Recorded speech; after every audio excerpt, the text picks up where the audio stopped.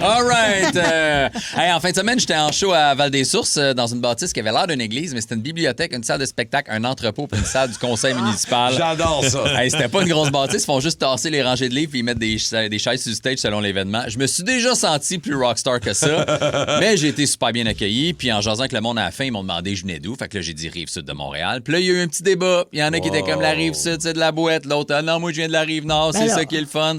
Là, je me suis dit que j'allais régler le problème aujourd'hui, OK? Il faut arrêter la guerre entre la Rive-Sud puis la Rive-Nord parce que c'est la même marde des deux bords, c'est juste pas sur la même rive, OK?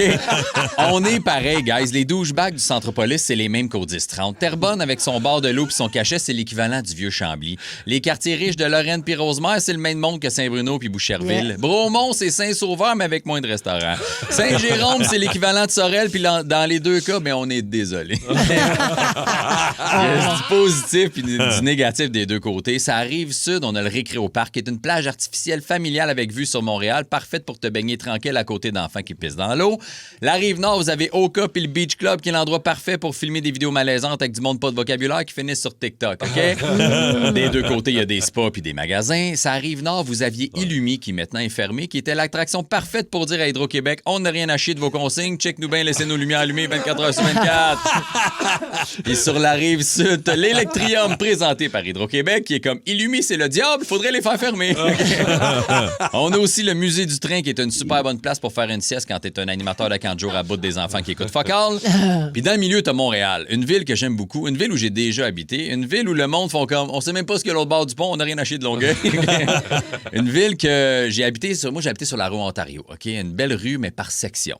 Fait que des fois, tu marches, t'es comme, oh wow, ils ont rénové, il y a des beaux cafés, puis 2 lumières plus tard, t'es comme, je suis en train de marcher dans une scène de crime? C'est là que j'habitais. Exactement ça.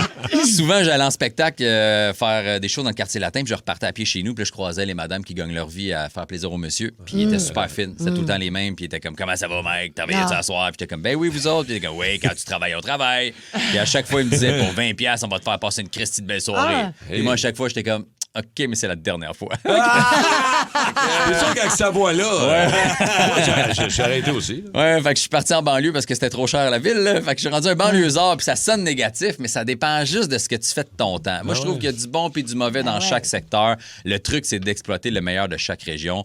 Moi, je fais des petits workouts rapides en grimpant le Mont-Saint-Hilaire. Je prends mon café au bord de l'eau dans le Vieux-Chambly. J'écoute des films dans un gros fauteuil au cinéma VIP du 10-30. Je prends mes drinks sur un rooftop au centre-ville de Montréal. Je magasine les rabais d'un outlet à Mirabel. Je me repose dans un chalet à Saint-Sauveur, puis peu importe dans quelle région je me trouve, je m'en vais au costaud quand j'ai goût de me battre.